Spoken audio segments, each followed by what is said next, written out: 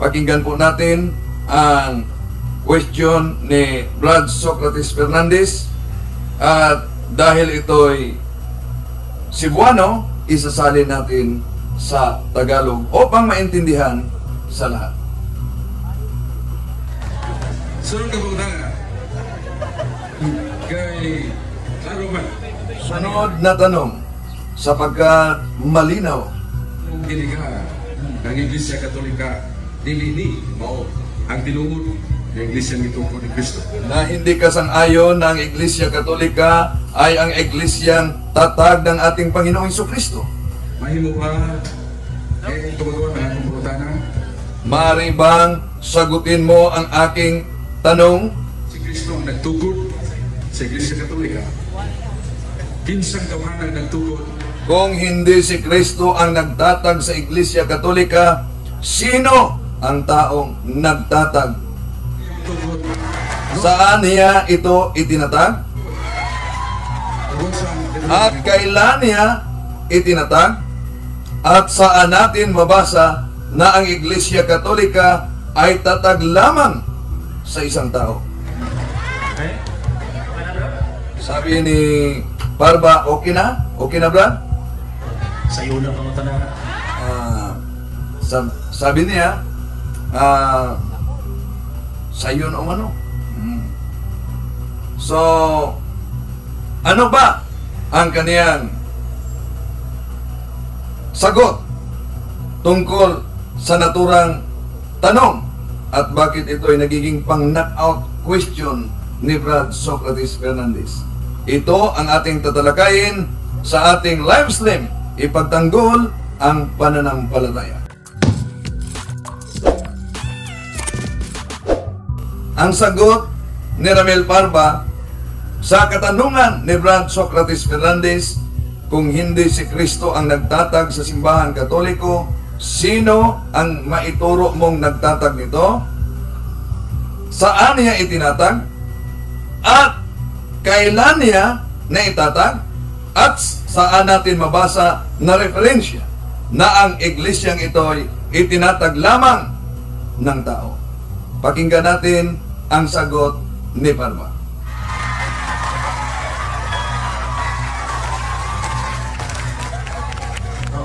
Kaya, si Ignacio, year, ano sa, 17, invento. So, ang sagot niya sa naturang tanong, sino o mano ang nagtatag? Si Ignacio. Kailan? 107 ano Domine. Paano? Inimbento niya ang pangalan. Pakinggan natin siya. Lalang Katolika. Din, Antioquia. Saan mabasa? Sa Antioquia o mano? Saan na itatag? Sa Antioquia o mano? Di ba na yun? Usa pa. Invento ha? Usa pa.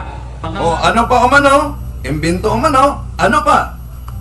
Apostolika. Apostolika. Din, Konsilyo sa Nicea. Islik. Sa konselyo ng Nicaea o mano? Ano sa? 325. Kinsa? Kailan? 325. Sino? Ano sa pa? Pangalang Roma. Ano sa? Kailan pa? Ang pangalang Roma o mano? 45. Din, Konsilyo sa Trento. Oh, kinsa? Mga bispo. Antimo. Ano sa? 1870. Din, Konsilyo sa Vatikano. Nagiging buo o mano? Ibig sabihin niya, yung deklarasyon na One Holy Catholic Apostolic Roman Church, nagiging buo o mano? 1870. Saan? Sa Konselyo Vatikano. Pakinggan natin siya muli. Kinsa? Mga obispo. Wala sa Biblia. Sino? Mga obispo. At wala umano sa Biblia. Pakinggan natin muli ang tanong ni Brad Socrates Fernandez. So, remember, ang tanong po ay, who found the Catholic Church, not who named it. Who found is different from named. Okay. Pakinggan natin si Brad Socrates. Klaro ang purutana kakong Usbon. Sabi ni Brad Soc Fernandez, malinaw ang tanong at ulitin ko.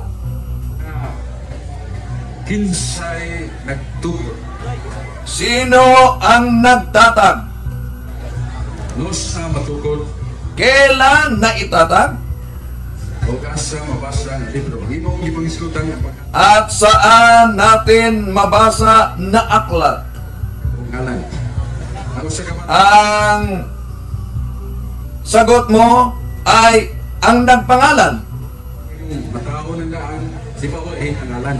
Ang bata ay naipanganak na ngunit wala pang pangalan. Kung sa nga pupunta na, sorry kayo, Dong Ramil. Brother Ramil, Kaya ang aking tanong, sorry Dong Ramel, hindi mo matuwa. na hindi mo nasagot. You don't have the right. What the... Yun kay Ramel Parba, you don't have a right, to remain silence? Okay, tuloy natin. Your obligation, brothers, is to ask question. That's right. You don't have a right to commentary. Your obligation is to ask question. That's why I asked question. Nga, Pangutan na. Vince naman, huwag man mo So, ang tanong, sino na tao? ligin sa kuhanan. Hindi mo pinangalanan kung sino na tao ang nagtatag sa simbahang Katoliko kung hindi man ang ating Panginoon Jesucristo. Imong gihatag pagnan, dili pagtugot. Ang binigay mo, yung nagbigay ng pangalan, hindi yung nagtatag. Natandaan ko kasi mga kapatid, kung itong argumento na ang nagpangalan ay si San Ignacio, kaya ang interpretation siya ang nagtatag, natatandaan ko kasi yung kaibigan kong doktor, si Dr. J.C. Ayo, nagtatag sila ng ospital.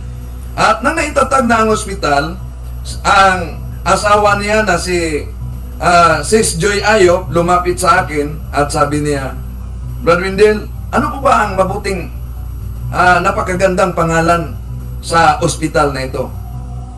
At pinukala ko sa kanila, mas mabuti siguro tawagin to St. Padre Pio Hospital. Kaya ipinangalan nila St. Padre Pio Hospital. Ngayon, ako ang nagbigay ng pangalan. Ibig ba sabihin, ako ang may-ari sa naturang hospital? Ako ang nagbigay ng pangalan. Ibig ba sabihin, nang ipinangalan na sa ibinigay kong pangalan, ako ang nagtatag sa naturang hospital? Non sequitur. Ituloy natin si Brad Socrates Fernandez. Kinsay nagtugot, dili ko akong mutanag kinsay nagan. Ang tanong ko, sabi ni Brad Socrates Fernandez, ang tanong ko, sino ang nagtatag? Hindi ko tinanong kung sino ang nagpangalan. Sabi pangutan na. Baka nabingi si kapatid na Romel Parba. Ang sabi niya, anong tanong? Anong tanong? Malinaw naman yun.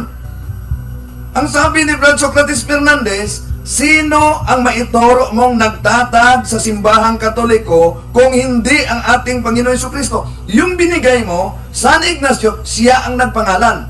Iba ang nagpangalan, iba ang nagtatag. Di po ba? Halimbawa, merong yung mga batang inaanak, matapos nila ipanganak, wala pang pangalan. May iba na ang kanilang pangalan ipinangalan. Bakit? Dahil ibinagay ang pangalan sa kanilang ninong. So, sino ang nagpangalan sa bata? Sa iba, ang ninong nila ang nagpangalan. Ibig ba sabihin, dahil ang ninong ang nagpangalan, ang bata ay anak ng ninong? Hindi. Okay, tuloy natin si Brad Socrates Fernandez. Sabi pangutan na. Parang nakalimutan niya ang tanong. Inulit-ulit niya, anong tanong? Anong tanong? Malinaw naman yun. Malinaw pa sa sikat ng araw ang tanong. Ang sabi ni Brad Socrates Fernandez, sino ang nagtatag? Yung binigay mong pangalan na St. Ignacio, siya ang nagpangalan sa Katolik. Iba ang nagtatag, iba ang nagpangalan. Anong sagot niya? Anong tanong? Anong tanong? Aba, biglang nabingi? Okay, tuloy natin. Natututan na Inulit na naman ni Brad Socrates Fernandez. ay nagtugot, wag ko ang aking tanong, sino ang nagtatag? Hindi ko tinanong, sino ang nagpangalan? Isa hangan. Oh, Ang hangan o hinang pangan. Oh. Sabi ni Brad Socrates na maaari na nandiyon na wala pang pangalan. Gimbento ni Ignacio. Huli na ang pangalan. Ang sagot ni Parba, inimbento kasi ni Ignacio. Teka. Oh, ayaw. Anong taon? Ayaw mo magbuot. Magbuot doon sa inyong doktrina, pero ayaw mo magbuot sa among doktrina. Yun. Naintindihan niyo ba? Yun, sapagkat iginiit ni Brad Socrates Fernandez ang kaniyang tanong, sabi niya, huwag kang magpakialam, huwag mong pakialaman, huwag mong pakialaman ang aking sagot. Oh, yun ang pahayag ni Parba. Huwag mong pakialaman ang aking sagot. Oh. Sabi niya, magpakialam ka sa inyong doktrina, pero huwag niyong pakialaman ang aming doktrina. Naku, knock-out na yata. Okay, tuloy. Ayaw mo magbuot sa akong tubag. So yun ang narinig niyo mga kapatid. Sa Cebuano, ayaw pagbuot sa akong tubag. Ibig sabihin, huwag mong pakialaman ang aking sagot. Ang ka-invento. Sabi niya, ang nag-imbento Ignacio. si Ignacio. 107. Din. 107. Apostol. Saan? Sa Antioquia. Din. Mesiya. Ano sa? Apostolic. Sabi niya, sa Konsilyo Nicea. Kailan? Noong taong 325. 325. Ano sa? 325 sa Nicea. Mga obispo. 1545. Mga obispo. Pangalang Romana. Ang pangalang Romana.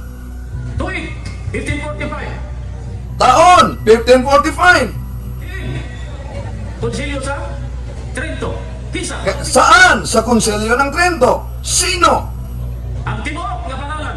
Ang buong pangalan umano, 1870. 1870. Mga obispo. Din. Sa Vatican. Mga obispo. Saan? Sa Konsilyo Vaticano. Inimbento pangalan. Iglesia Katolika. Wala sa Biblia. Inimbentong pangalan. Wala sa Biblia. No, yon ang sagot ni Parba.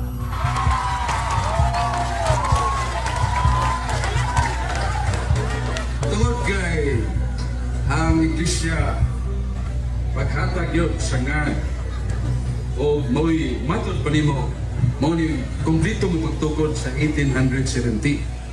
Sabi ni Brad Sof Fernandez, dahil sabi mo na buong naitatag ang Iglesia Katolika 1870. Huwag pa nimo pasabot Sabi mo, ibig mo bang sabihin nga prior to that 1870 nasa wala pa ang 1870? wala pa iglesia katolika neto ba? Wala pa ang Iglesia Katolika noong panahon na yon? Kadali ang tanah. Kadali tubagon. Andali umanong sagutin. Oo nga, madaling sagutin, pero ang layo ng sagot. Okay. Ito na kung ganito. Gichap-chap mo na ninyo. Sabi niya, sinapchap umano. Hindi naman yun ang tanong. Sino ang nagtatag? Saan na itatag? Kailan ito itinatag? At saan natin mabasa na ang simbahang Katoliko ay itinatag lamang ng tao? Yun ang malinaw na tanong.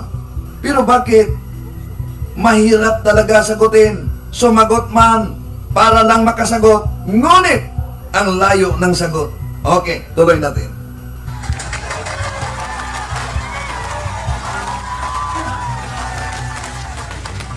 Gichap-chap man. Ako bitang isulti. Kinsa man itong year 107. Kinsa. Ignacio.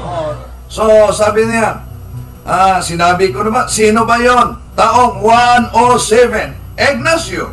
O di na. na may Katoliko nga gilis na ang pangalan ni Kristo. Oh, meron pang Katoliko na pinalitan umano ang pangalan ni Kristo. Mali.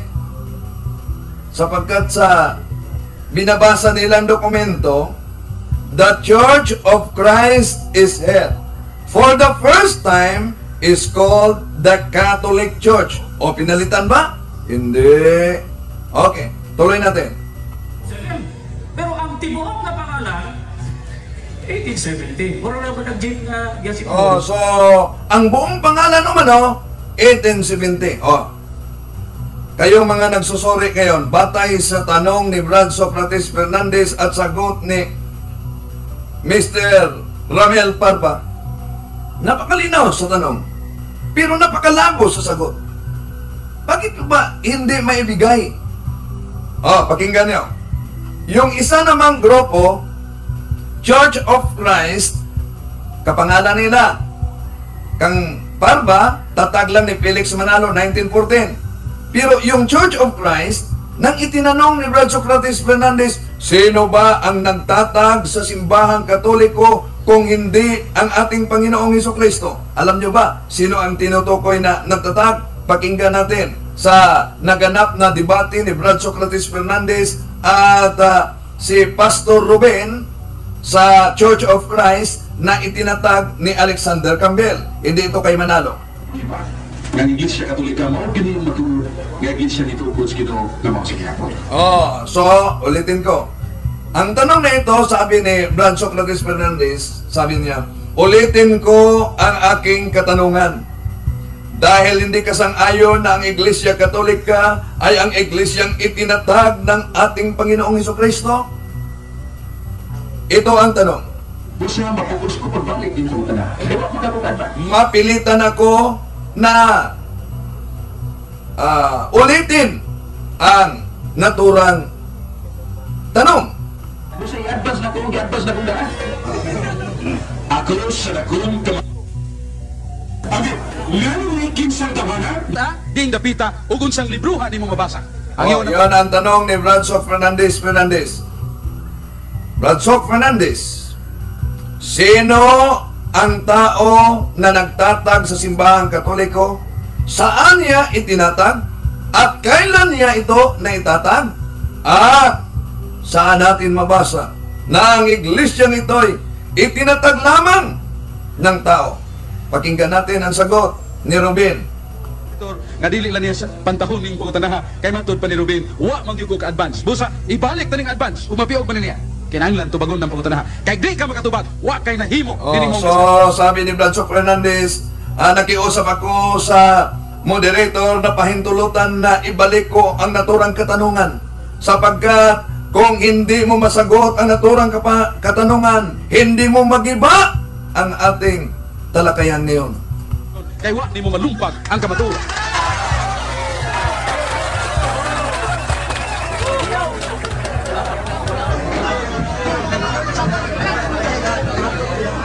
Muna ko ang inyong paghugyaw dili makapagusto sa sayo.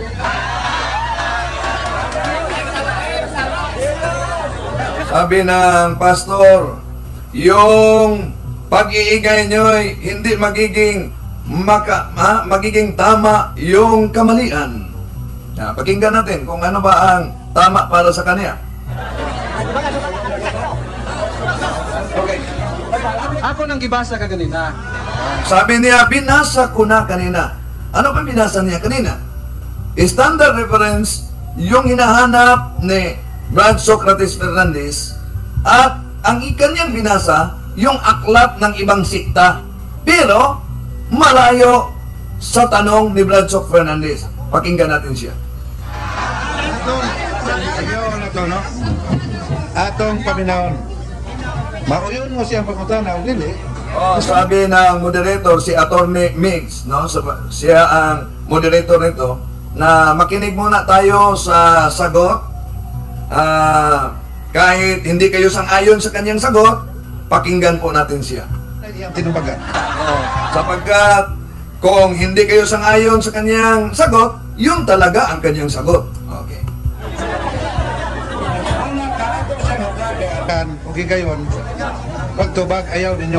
So sabi ng moderator na bigyan natin siya ng pagkakataon na sumagot sa naturang tanong. Salamat. Niya. Ang tubag.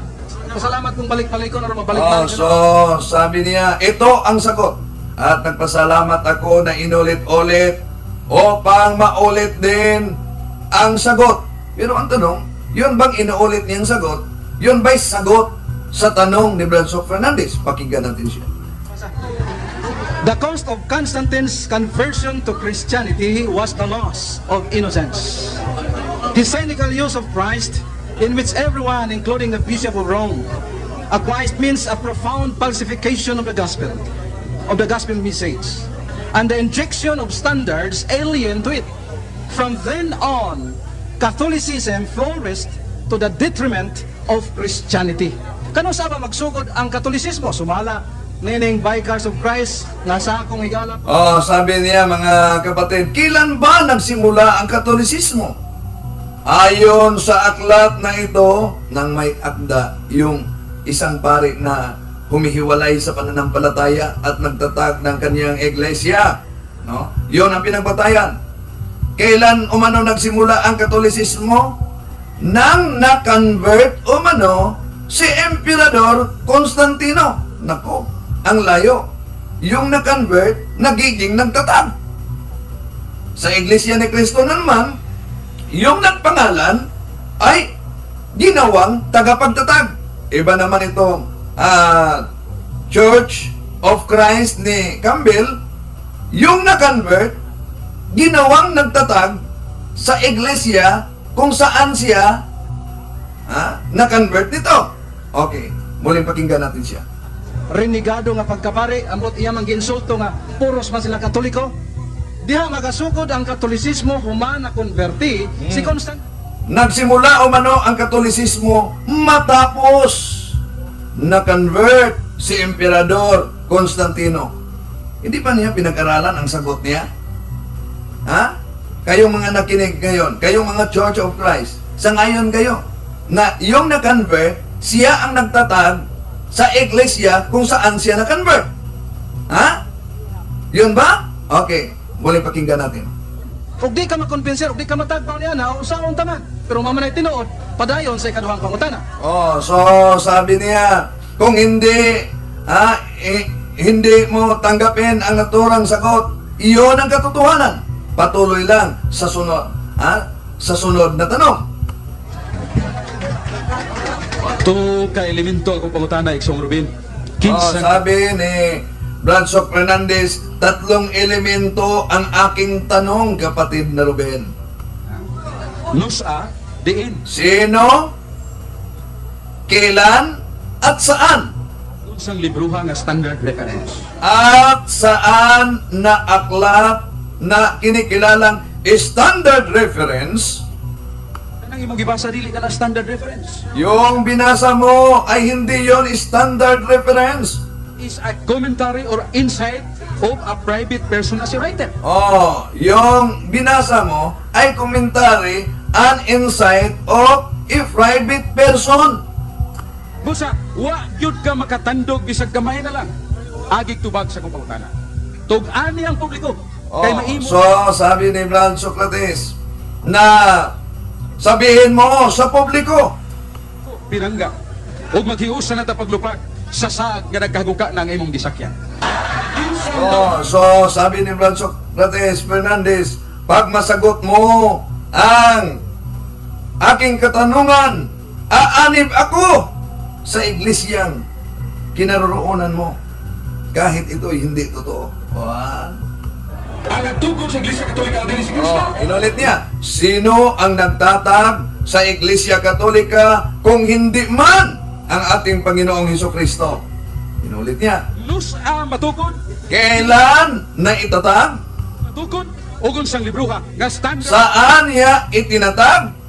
At saan natin mabasa na aklat na ang iglesyang ito ay itinatag lamang ng tao na hindi ang ating Panginoon Hesukristo? Kay kung magsige kag balik-balik niya ng sayop na tubag, Samara, nga bisag isultihan na ka, nga buslot ng sakayana, gusto lang kay kung manunod sa imong kaugalingong sayop nga pangatarungan. Oh, so ayon kay Brad Socrates Fernandez, kung paulit-ulit mo yung sagot na yon, na alam mo na parang sumasakay ka ng isang bangka na may butas, na alam mo na namimiligro ka, pero patuloy ka pa na sumakay sa naturang bangka na may butas.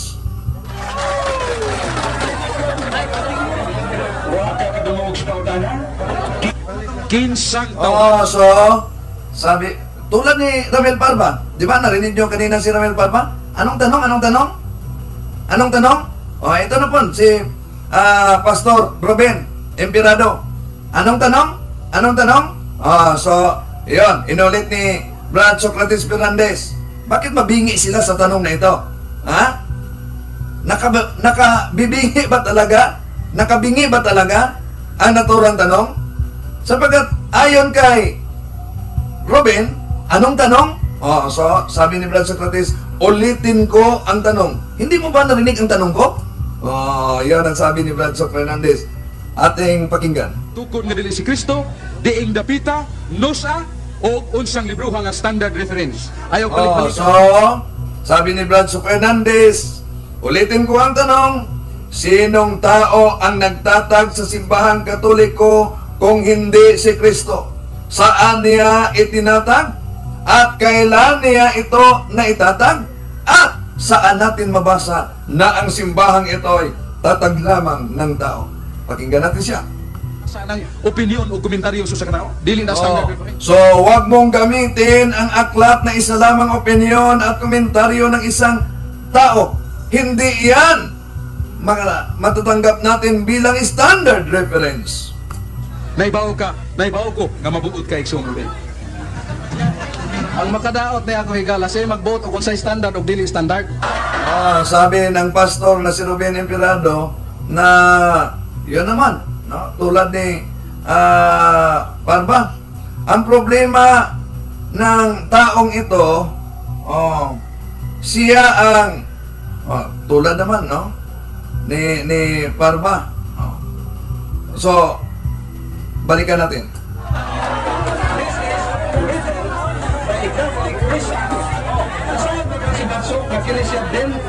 Din kini sa usa ka eskwelahan nga Katoliko. Iya lang sayon-sayonon nga dili standard. Sa ato pa mao na akong puntos. So, alam ba ni Brother Fernandez na ang may akda nito ay dating din sa isang paaralang Katoliko? Dili nato tuhuan kining usa ka Katoliko nga nahigugma sa iyang iglesia. Nga Kung hindi natin paniniwalaan itong isang Katoliko na minamahal ang kanyang iglesia, mali. Bakit? Iniwan niya yan at nagsulat siya ng mga aklat against sa simbahan Katoliko. Pero ang binasa ni Pastor Ruben Emperado ay malayo, sapagkat ang tanong, sino ang taong nagtatag sa simbahan Katoliko kundi ang ating Panginoon Kristo? Ang kaniyang sagot, si Emperador Constantino, nang na-convert siya sa simbahan Katoliko. Siya ang nagtatag. Layo. ang Katolisismo nagsukot sa panahon ni Constantine. So ang Katolisismo ay nagsimula sa panahon ni Emperador Constantino. Mali pa rin. Tuon ini nga Katoliko, kinsa man Katolikuha ang atong tuhuan. So sabi niya, pag hindi kayo maniniwala sa isang Katoliko, sino po bang Katoliko ang dapat nating paniniwalaan? Naku, ginamit mo yung argumento na yan. Alam mo bang humihiwalay na yan sa simbahan Katoliko? At malayo din ang sagot mo sa tanong ni Brother Socrates Fernandez. Tuloy natin. If we cannot believe a Catholic writer like this, kinsa mang tawhana, kinsa mang Katoliko atong tuhan. Pusa ako gihapon basahon ra. This is a standard reference. Kadili man isinulat og Church of Christ. If this is written by a Church of Christ, then this is biased. This is written by a Catholic mismo. Lagi. Written by Catholic. Pero, ang tanong, sinong tao ang nagtatag sa simbahan Katoliko? Yung binasa mo, after the conversion of Emperor Constantine. Yun ba ang sagot? na ipalitaw mo na yung nagiging kaanib sa simbahang Katoliko, matapos siya umanib sa simbahang Katoliko, ginawa mong nagtatag sa simbahang Katoliko?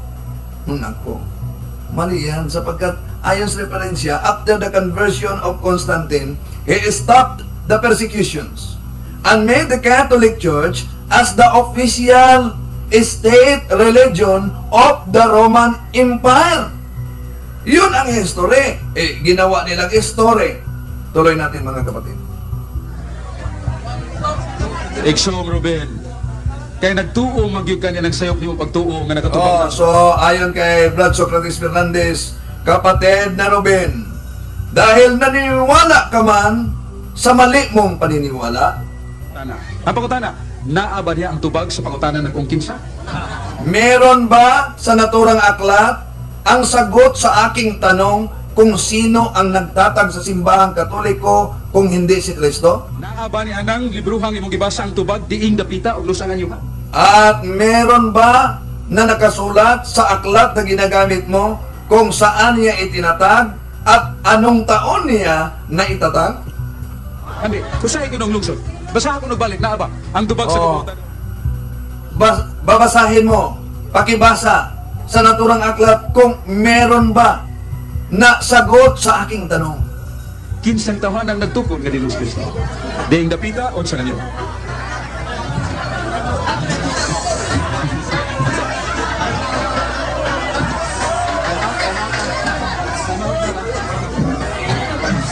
Ato ka pinahon.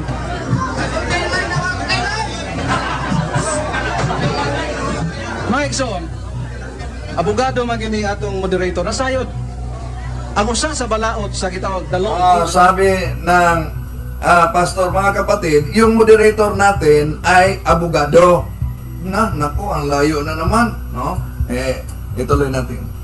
Na kung ang imo ganing basahon sinulat sa taga-kontra nimo kana admissible before the court. Ngano man? So, abogado itong ating moderator. Kung ang ating ginagamit ay isang ebidensya na galing sa kalaban natin, ito'y tatanggapin sa korte. Ang layo naman. Di po ba ang tanong, batay sa aklat na ginagamit mo, may mabasa ka ba sa aking tanong, sino ang nagtatag nito, kailan ito naitatag, at saan ito naitatag? Yun ang tanong. Di po ba? Mga kapatid, ating ituloy. O man ni gisulat aron siya mo pabor nako. Nagiya man gisulat ang tinuod dinhi. Kasi So hindi niya isinulat upang pumabor sa akin. Ngunit sinulat niya ang katotohanan. Kaya nga tinanong ka ni Bradshaw Fernandez, yung tanong niya na sino, saan at anong taon nandyan ba sa aklat na ginagamit mo? Yun. Very simple. So, narinig nyo, nasaksihan nyo, yung sagot ni Ramil Parba sa Iglesia ni Cristo Tatag ni Felix Manalo? Nasaksihan nyo ang sagot ng isang pastor sa Church of Christ din, pero tatag ni Alexander Campbell? Dito tayo sa Iglesia sa Diyos, Haligi at Suhay ng Katotohanan na ngayon nagiging members of the Church of God International. Sino ba siya? Walang iba. Yung nagpakilala ng pantas. Di ba ba? Alam nyo ba?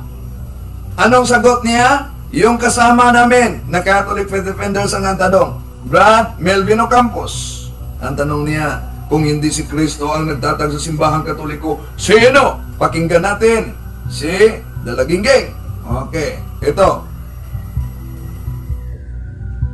Totoo po ba na si Kristo po ang nagtatag ng Iglesia Katolika? At kung hindi po, sino po ang nagtatag ng Iglesia Katolika?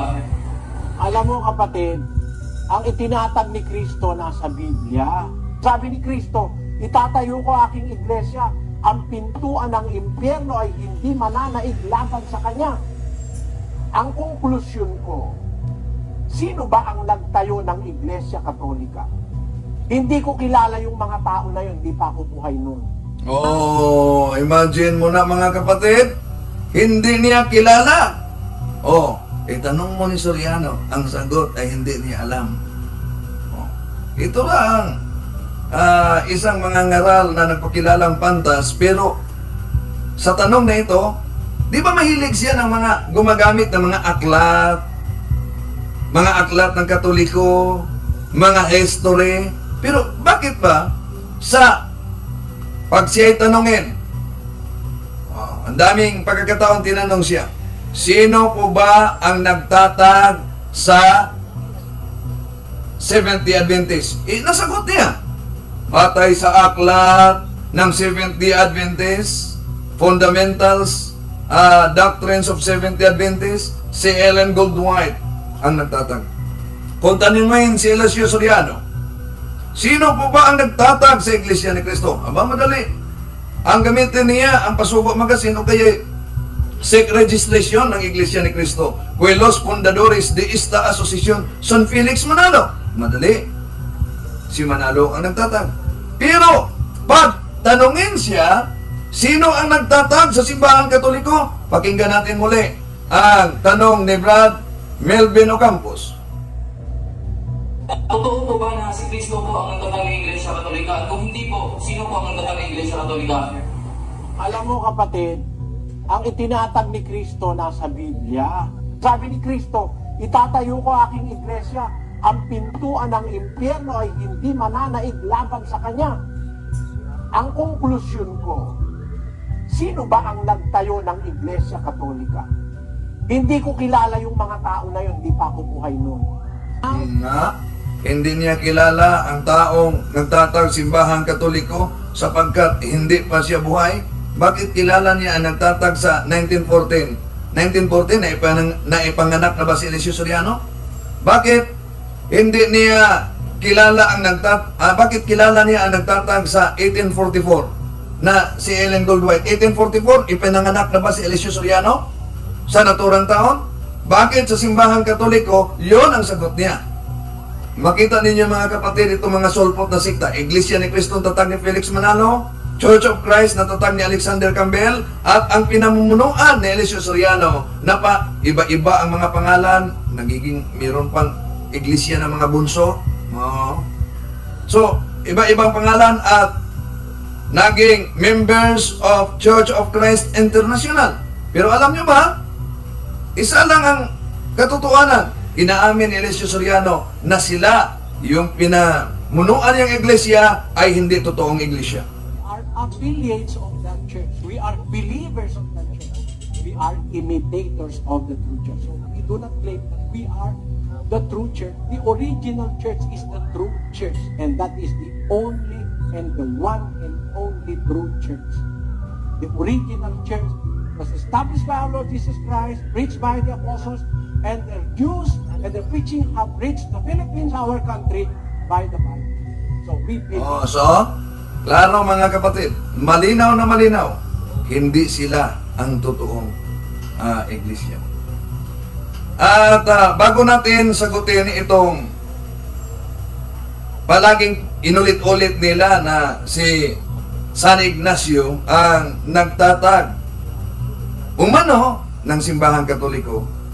Congratulations sa grupo ni Father Darwin Gitgano sapagkat meron ng mga kapatid nating mga CFD na mga bata pa. At sa tanong kung bakit tinatawag itong Roman Church, pakinggan natin ang sagot sa mga batang CFD, mga kapatid. Ito.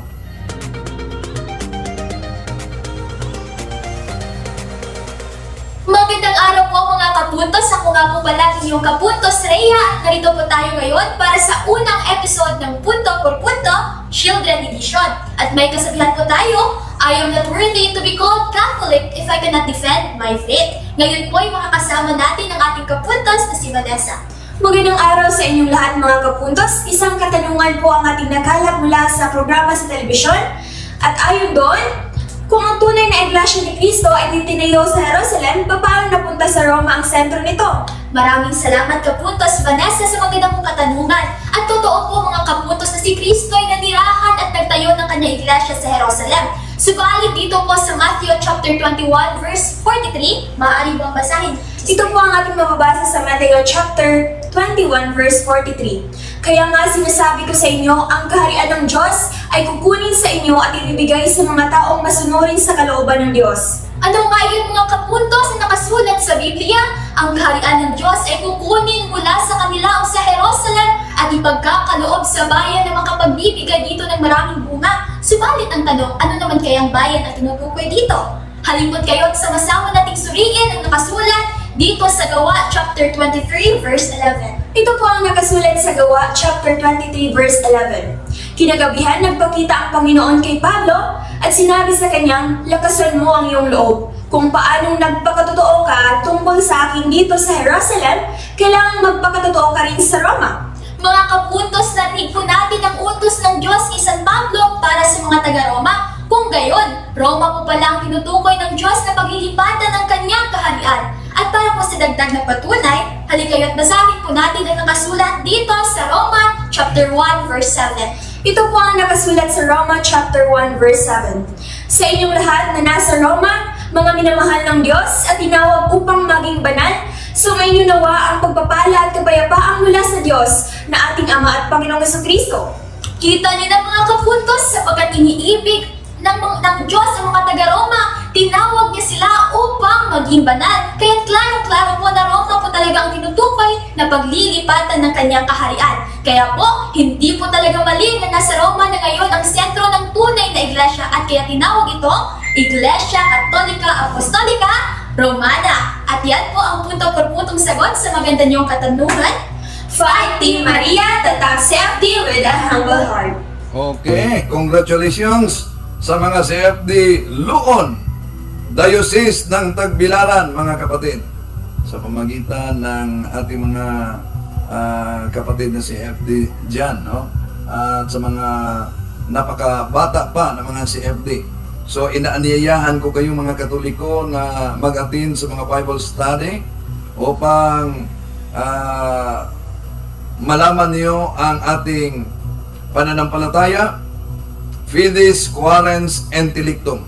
Ang pananampalataya na aabot talaga sa tamang pag-uunawa. Yung sinasabi nila na si St. Ignacio ng Antioquia ang unang gumamit ng salitang Catholic. Totoo yun. Pero may karugtong yun. It was first used by St. Ignatius, Bishop of Antioch, to distinguish between the true church and the schismatic churches. Pero alam nyo ba mga kapatid, na ayon sa kasaysayan, si San Ignacio ng Antioquia ang unang gumagamit din ng salitang Kristyanismo.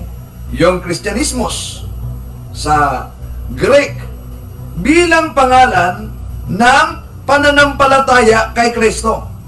Sa diwa ng Kristyanismo mga kapatid, kapag ginagamit ang salitang Kristiyano kasama at katulad ng mga katagang alagad, apostol, disipulo, mananampalataya, sumasampalataya, nananalig o naniniwala, ito ang nagpapahiwatig ng paniniwala at pagsunod ng ating Panginoong Jesucristo. Ginamit ni Simon Pedro at Haring Agripa ang katawagang Kristiyano, mga kapatid. Sa katunayan, kung tingnan po natin ang tingnan natin mga kapatid ang nakasulat, no? Lalo na sa gawa ng mga apostol, malinaw din ang nakasulat.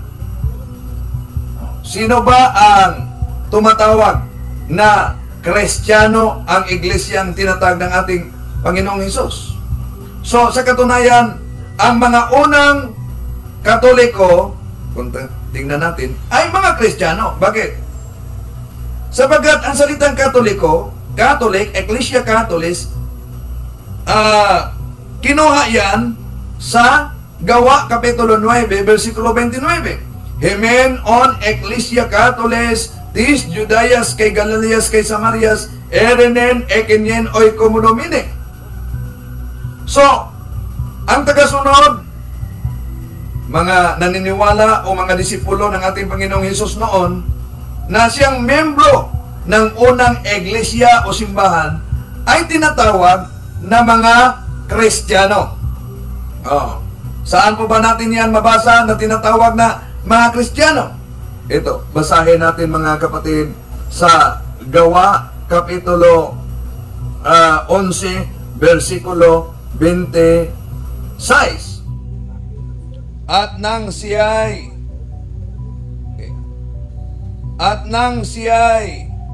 matagpuan niya, dinala niya siya sa Antioquia.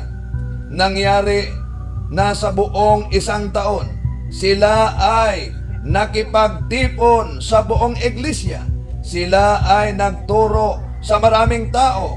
Ang mga alagad ay unang tinawag na mga Kristiyano sa Antioquia. So, malinaw mga kapatid na ang mga alagad ay unang tinawag na mga Kristiyano. So, take note. Napansin nyo ba sa naturang talata na itong mga disipulo, mga tagasunod, at mga tagapaniwala na nakatira sa Antioquia ay tinatawag silang lahat bilang Kristiyano. Ngayon, kung ang argumento nila na yung nagtawag ay ang nagtatag, ibig ba sabihin, sino ba ang nagtawag? Sa Gawa Kapitulo 11, versikulo 29, na tawagin silang Kristiyano. Ibig ba sabihin, yung nagtawag, yun na ang nagtatag? Oh, di po ba? So, sa history naman mga kapatid, sa kaparihong lugar din, saan? Sa Antioquia, may isa ding disipulo at siyempre Kristiyano na malapit sa panahon ng mga apostoles at naging estudyante ni San Juan Evangelista. Ang disipulong iyon, walang iba, ay si Saint Ignacio. Ang una, Saint Ignacio, ang naging obispo sa Antioquia. At tinawag niyang Catholic ang iglesia o simbahang itinatag ng ating Panginoong Hesus. Kung napakinggan niyo si Ramiel Parva, sabi niya, pinalitan ang pangalan. Mali. Dahil sa dokumento na binasa niya, the Church of Christ is here for the first time is called Catholic. Halimbawa mga kapatid, si Abraham, ang pangalan niya Abram, pinalitan sa pangalan na Abraham. Si Saul, ang pangalan niya noon ay Saul, pinalitan sa pangalang Pablo. Si Pedro, ang pangalan niya noon ay Simon, pinalitan sa pangalang Pedro. Nang ang kanyang pangalan ay tinawag ng Pedro, Pablo, at Abraham. Ibig ba sabihin, nang nabago ang pangalan, ang tao na pinangalanan ay hindi na ang tao noon na tinatawag na Simon?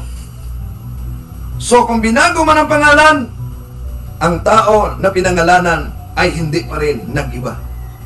So, kung si San Ignacio, unang Kristiyanong gumagamit ng Catholic, ayon sa nakasulat sa mga dokumento sa Smyrnians, chapter 8, verse 2, sa Didaki, mga kapatid, na ayon kay Ile Soriano, Didachi o ano, Didaki yan, na tinawag na Catholic ang simbahang itinatag ng ating Panginoong Hesus. Bakit? Dahil noon pa man sa panahon, meron ng mga gumagamit na mga schismatic churches, yung mga humihiwalay sa tunay na pananampalataya at nagdala sa pangalan ng ating Panginoong Hesus. Kaya nga, malinaw ang sinasabi sa Jeremias 91:21 na maglagay ng palatandaan sa daan na yung lalakaran upang hindi ka mawala sa iyong dinadaanan. Okay. So, una, kung si San Ignacio ang unang Kristiyanong bumanggit ng Catholic sa simbahang itinatag ng ating Panginoong Hesus, at kung siya ay nakatira sa Antioquia, at kung ang lugar ng Antioquia, mga kapatid, kung saan ang mga disipulo ng ating Panginoon Jesucristo ay nakatira noon, ay tinatawag ng mga Kristiyano ayon sa Gawa, Kapitulo 11, versikulo 26. So therefore, ang mga Katoliko ay Kristiyano, na unang Kristiyano sa kasaysayan at orihinal na membro ng unang iglesyang itinatag ng ating Panginoon Jesucristo noon. Ever since, sa kasaysayan, wala pang Protestantismo, mga kapatid, ay nandyan na ang simbahang Katoliko bilang una at original na Kristiyano. At ito lamang na iglesia na ito ang makaturo ng unbroken line of succession, hindi lang sa mga pinuno, kundi sa mga santo at mga kasama nito sa iba't ibang bahagi ng panahon. Halimbawa, sa taong 107 Anno Domini, tinutukoy nila na the word Catholic was first used by St. Ignatius. E di inaamin nila na nag-exist na ang simbahang Katoliko 107 Anno Domini. Sila, sinong ituro nila? Nakasama nila sa naturang panahon. Ha? Wala. Okay. So, magtanong tayo, sa taong 200, taong 300 Anno Domini, sa taong 400, o kahit sa taong 500, sa taong 600 Anno Domini, sinong ituro ninyong mga kasama sa naturang taon? So, di nyo ba napansin, mga kapatid, na ang kanilang argumento, tingnan nyo, dapat Biblia lang ang ating batayan. Ngunit, kung tanungin sila nitong pang-knockout na tanong, aba ay tatakbo ang ilan? Iglesia ni Cristo, San Ignacio. Wala naman sa Biblia si San Ignacio. Ngunit, nasa history. Pero kung naniniwala sila ng history, dapat i-research nila, sino ba si San Ignacio? Siya ay disipulo ni San Juan. Kaya, habang ginagamit nila, mga kapatid, ang argumentong ito, lalong pinatunayan nila na ang Katoliko ay ang tunay na iglesia. Okay. So, ngunit, gumagamit sila ng history, iniikot naman nila ang history, at ang resulta ay ginawa nilang history. Pero, kung totoong naniniwala sila ng history, sino nga ba ang nagtatag ng simbahang Katoliko ayon sa history? Hindi yung ayon sa istorya, ayon sa history. Okay. Tingnan po natin, mga kapatid, ang nakasulat sa The New Webster's Dictionary of English Language International Edition sa pahina 155. Ano po ba ang mabasa? Catholic of the original Christian Church before the schism between East and West Orthodoxy of the Roman or Western Church after this schism and before the Reformation. Okay. So, malinaw, mga kapatid, na walang ibang relihiyon noon kundi ang simbahang Katoliko, ngunit may naganap na schism, yung humihiwalay sa simbahang Katoliko, yung Orthodox. At ayon naman sa Merriam-Webster's Encyclopedia of the World Religions 1999 sa pahina 938, ito po ang ating mabasa, mga kapatid. Roman Catholicism, a Christian church characterized by its uniform, highly developed doctrinal and organizational structure that traces its history to the apostles of Jesus Christ in the first century Common Era.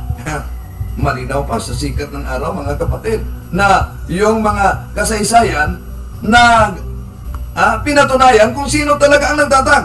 Paggamitin natin ito, anong sigaw nila? Aba, wala yan sa Biblia. Bakit? Yung ginagamit nila na si San Ignacio ay nagtatag, o kaya si Emperador Constantino, nasa Biblia ba yon? Di ba history yon? bakit pag kita ang gumagamit ng history, ang sigaw niya, wala sa Biblia. Pero sila, gumagamit ng history, nilikot, ginawang history. Sa aklat na Workbook, Volume 16, sa pahina 403, ito po ang ating mabasa mga kapatid. Roman Catholic Church is the largest body of Christians in the world.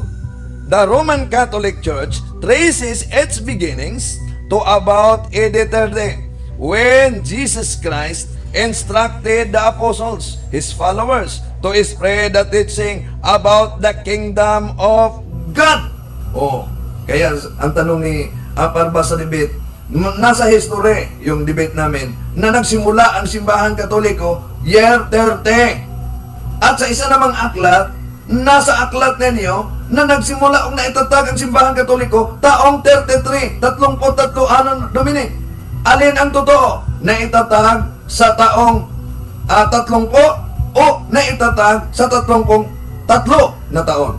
Pareho. Yun ang sagot ko. Sabi niya, kung pareho, ibig sabihin, dalawang pagkakataon itinatag ang simbahan katoliko? Hindi, mali ka. Bakit?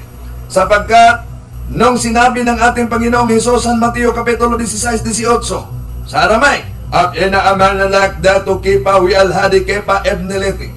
Grigo, kagurisoy ligo hotiso iye Petros, kay epitaute Petra oy kudobisu-monte Ecclesia. At isinalin sa Latin, Mateo 16-18, et igo di kukiato is Petros, et soperham Petra midipikabo Ecclesia miyam, et portain perinun prebilabot adversos iyam. Taong 30 yun nang ipinahayag ng ating Panginoong Hesus. At nang ganap na itatag sa pamamagitan ng Pentecostes sa taong, taong 33. Kaya, hindi yan nagkakasalungat maliban lang sa kanilang paniniwala, mga kapatid. So, kahit noong medieval, mga kapatid, medieval age, sa Europe, sa taong 1000 hanggang 1470 Dominic. Alam nyo ba? Ang mga Kristiyano noon ay mga Katoliko under ng Catholic Church. Dahil ang bukod tanging iglesia noon ay ang simbahang Katoliko lamang. Pakinggan po natin mga kapatid na nakasulat sa aklat na ang pamagat ay Book of Millennium, Volume 1, sa pahina 22. Kung ano ang nakasulat sa naturang aklat. Ito. In medieval times, everybody in the Christian countries of Western Europe belonged to the Roman Catholic Church. Uy, naku. Malinaw na malinaw. Walang ibang Kristiyano ni Iglesia ni Kulapo. Di yan makita, mga kapatid. Kundi, walang ibang iglesia. Ang Iglesia Katolika lamang. Okay. Pero, ito ang objection ng mga kapatid natin. Walang karapatan si Ignacio na pangalanan niyang Katoliko ang iglesia na itinatag ng ating Panginoong Jesucristo. Invento lang yan ni Ignacio na pinangalanan niya na Katoliko. Matagal nang patay ang mga apostol bago sumulpot umano si Ignacio. Nako, bakit naniniwala kayo sa Biblia? Alam nyo ba na 405 naganap naging buong aklat ang Biblia sa pamamagitan ni Pope Damaso, sa pamamagitan ni San Jeronimo? Matagal nang patay ang mga apostles. Di po ba? Bakit niya tinanggap na ang Biblia unti-unti itong produkto sa iba't ibang konsilyo? Kahit pa sa Konsilyo Vaticano, diniklara ang Biblia bilang inspired Word of God. At sino ba ang naghati sa chapters and verses? Matagal nang patay ang mga apostles. Bakit tinanggap ninyo? Okay. So, yon ang kanilang objection, mga kapatid. So, ano bang karapatan ni San Ignacio? Una, may karapatan si San Ignacio na tawaging Catholic Church ang itinatag ng ating Panginoon Jesucristo. Ang paggamit niya ng salitang Catholic, ginagamit, galing yan sa Roma Kapitulo 1 versikulo 8, Hepestes homon katangelitae in holoto cosmo. Nandiyan ang salitang katahulos. At itong Iglesia ni Cristo na ginagamit nila Roma 16:16, malinaw din na tinatawag yan sa Roma Kapitulo 16:23. Ituloy lang natin. Kaios, hospes, meos, et universa ecclesia. Universa ecclesia. Gawa Kapitulo 9, versikulo 31. Himen on ecclesia Catholis. Teis Judaias, kay Galalias, kay Samarias, erenin ikinyenoy kun mo domini. So, sino ba ang nagpangalan na ang iglesia tawag mga iglesia ni Cristo? Roma 16:16. Si San Pablo. Ibig ba sabihin, si San Pablo ang nagtatag ng iglesia? Oh, non sequitur mga kapatid. It does not follow. So, may karapatan ba si San Ignacio? Natural.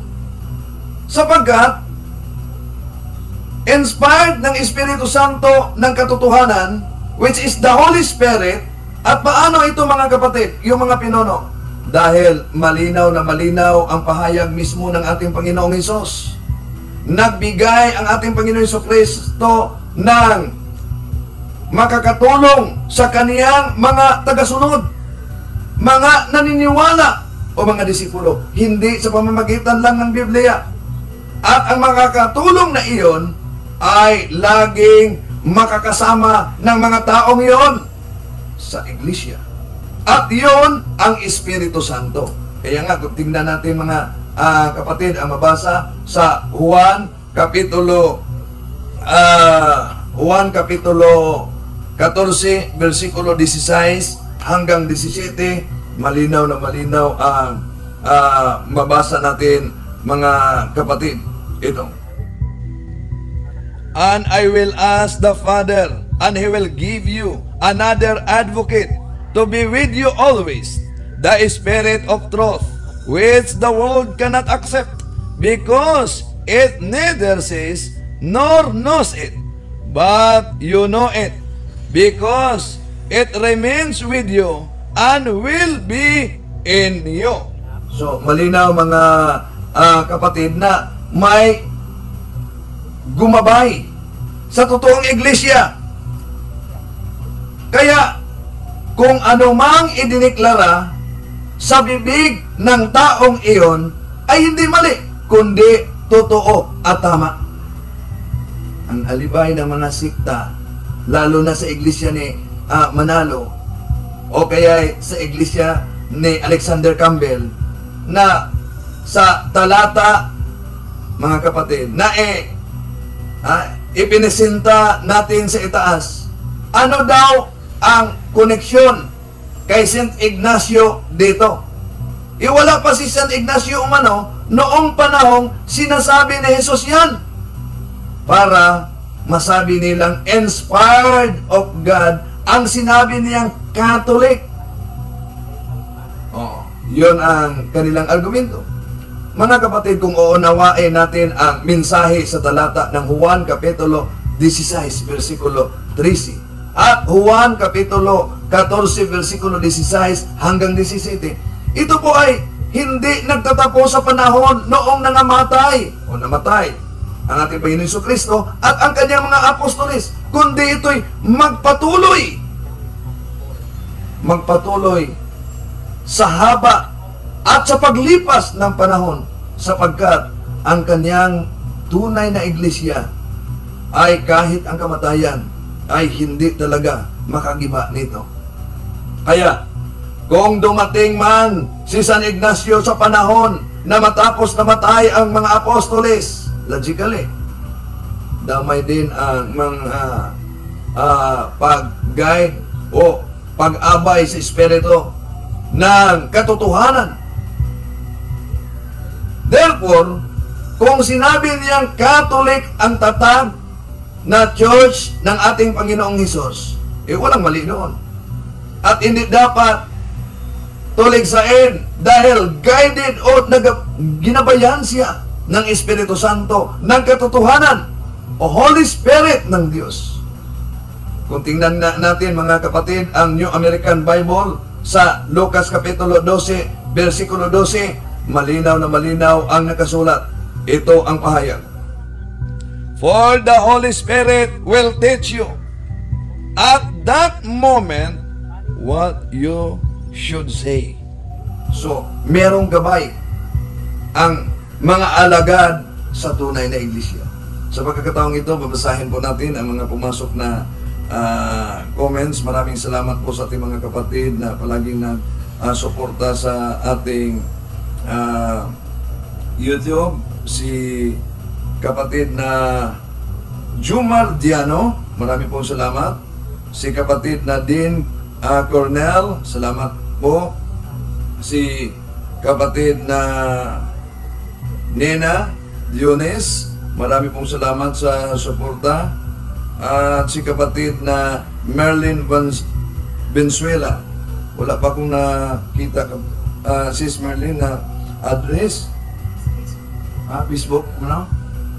Na tingnan mo. O sige, tingnan mo lang natin. So, maraming salamat sa mga kapatid natin na palaging nagsubaybay sa ating palutuntunan, mga kapatid. Ang dami ng mga pumasok dito. Wala man po makipagtalo sa inyo, brother. Okay. Si kapatid na Ronald, marami pong salamat sa pag-suporta sa lahat ng mga sumusuporta sa atin at sa lahat ng mga pumapasok. Gusto ko sanang basahin ito lahat pero hindi ito maubos, mga kapatid, sa dami ninyo, no, na nag-comment dito.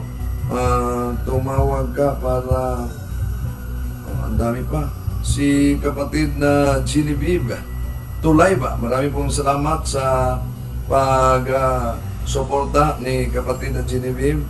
Si kapatid na Christina Kier, Bro Windel, na-receive niyo ba ang yes, pinadala mo, natanggap ko. Salamat po kapatid, may reply po ako. Natanggap mo ba po? Marami pong salamat sa suporta. Palagi nang sumusuporta natin. Si kapatid na Merlin Venezuela, sis Chepo, si kapatid na Dean Cornell. May mga bago tayo ngayon, sila si kapatid na Genevieve Tulayba. So maraming salamat sa pagsuporta ninyo, mga kapatid. Tandaan niyo, kahit pa mabigat yung comment sa iba, no? Grabe, nagmumura ng iba ba? Na minumura ako sa comments. Pero hindi po tayo kalaban.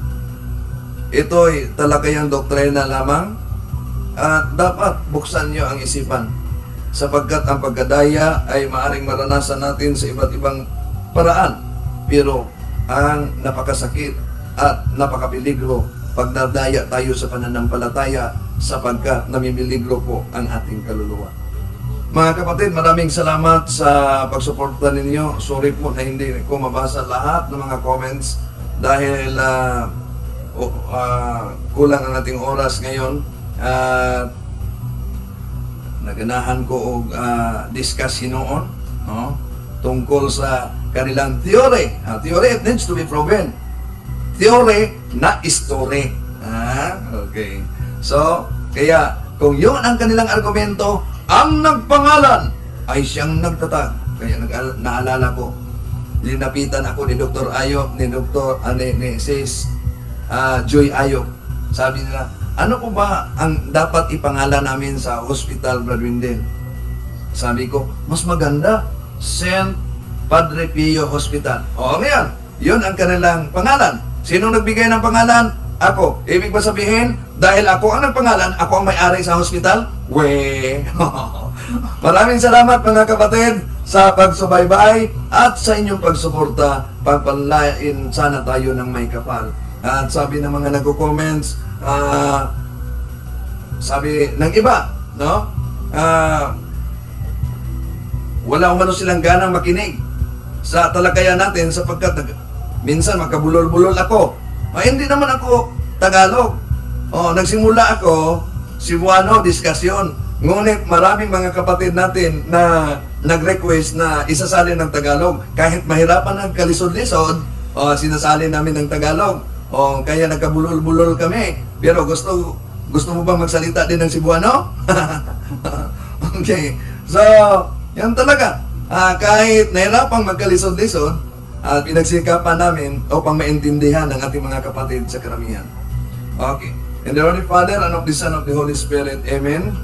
Mother Mary, cover us all with your mantle of love and protection, for you are our mother and we are your children. Intercede for us to the Father, that all we do and say may redound to His good pleasure and glory. Amen. Happy 20th anniversary sa aking misis. Ipinagdiwang namin ngayon ang 2 dekada na sa pagiging buhay minyo. Alam muna, may tumatawag si Dr. Liching. At happy birthday din kay Francis Dominic. Maraming salamat sa pagsubaybay ninyo sa ating live stream. Itong inyong lingkod, Brad Wendell Talibong. Our Catholic faith is inclusive. It includes everybody. And we are Catholics not only in the church, we are Catholics 24/7. When we hold our money, we are Catholics. When we plan for the future, we are Catholics. When we talk, we are Catholics. When we buy, when we sell, we are Catholics. When we vote, we are Catholics. Because the Catholic faith is inclusive. Yayakapin natin mahirap at madali. For the Lord, I will do it for the Lord. I am Catholic, I am alive, I am the gospel, I am the light. I am Catholic, I am alive, I am the leaven, the salt and light. I am Catholic, I am alive.